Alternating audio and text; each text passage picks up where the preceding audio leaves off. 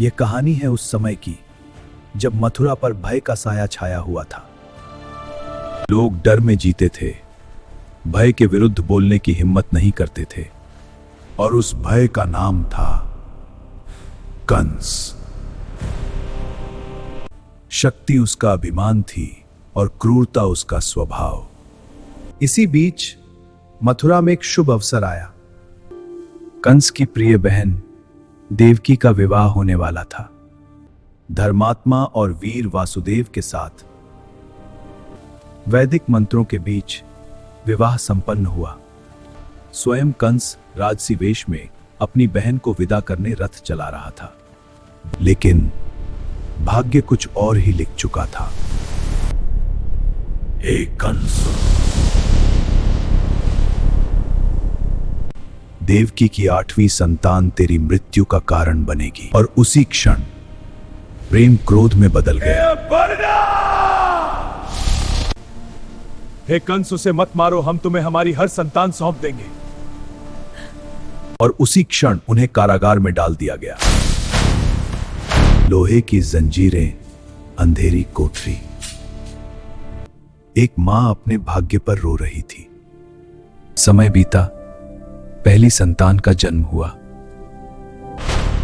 लेकिन कंस को दया नहीं आई और वो 1, 2, 3, 4, 5, 6 बच्चों पर अत्याचार करता गया। छठी संतान के वध के बाद कारागार में केवल शोक और गहरा सन्नाटा शेष रह गया था। देवकी का हृदय टूट चुका था, परंतु उनके गर्भ में जीवन की एक नई ज्योति फिर प्रज्वलित हो उठी थी। कंस को ज्ञात हो चुका था देवकी पुनः गर्भवती हैं। यह थी उनकी 7वीं संतान, जिसे भी कंस अपने क्रूर हाथों से समाप्त करना चाहता था। भगवान विष्णु के आदेश पर योग माया स्वयं प्रकट हुई। योग माया के प्रकट होते ही कारागार का अंधकार कांप उठा। देवकी के गर्भ से दिव्य जीवन को अदृश्य रूप में बाहर निकाला गया और वह ज्योति आकाश मार्ग से गोकुल की ओर बढ़ चली है, जहां रोहिणी अनजान थी उस चमत्कार से। दिव्य संतति अब सुरक्षित थी। मथुरा में सबने समझा देवकी का गर्भ नष्ट हो गया। कंस को लगा उसका भय समाप्त हो चुका है। समय बीता और गोकुल में बलराम ने जन्म लिया। धर्म का एक स्तंभ धरती पर आ चुका था। और अब समय था 8वीं संतान का। वह रात साधारण नहीं थी। मथुरा की कारागार में देवकी ने स्वयं भगवान श्री कृष्ण को जन्म दिया। कंस के भय से इस बालक की रक्षा करना आवश्यक था। बंधन स्वयं टूटने लगे और कारागार का द्वार खुल गया।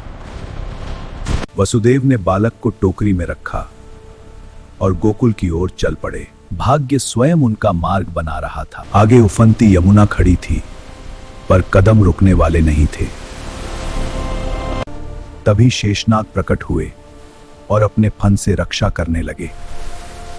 गोकुल की धरती पर एक नई लीला आरंभ होने वाली थी। वसुदेव ने बालक को सुला दिया और कन्या को लेकर लौट पड़े। वह कोई साधारण बालक नहीं था, वह स्वयं श्री कृष्ण थे। मथुरा के महल में अशांति फैल चुकी। कंस को जन्म का समाचार मिल चुका था। महाराज, देवकी की 8वीं संतान जन्म ले चुकी है। उसे तुरंत मेरे सामने लाया जाए। क्रोधित कंस कारागार पहुंचा। हनिया, यह तुम्हें कोई हानि नहीं पहुंचाएगी। मृत्यु स्त्री या पुरुष नहीं देखती देवकी, पर वह साधारण बालिका नहीं थी।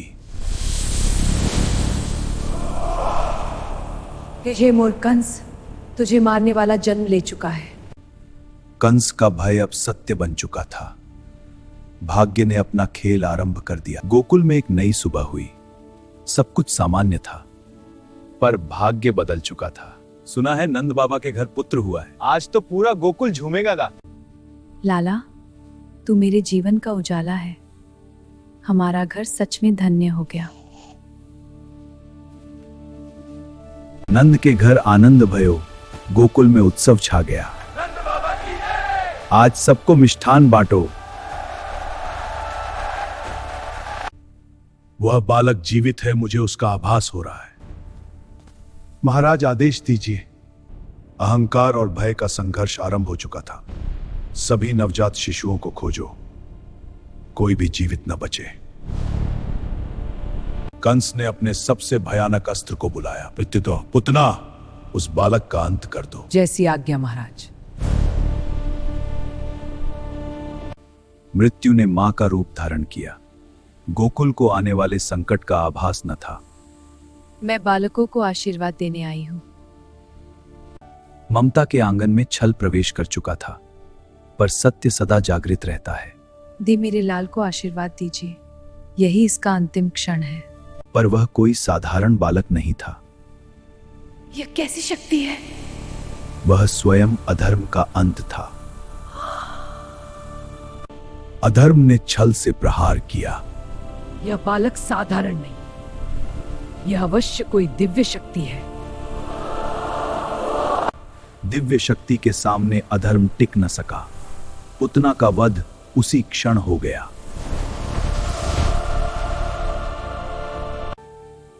यह तो बस आरंभ है। धर्म की विजय अब निश्चित है।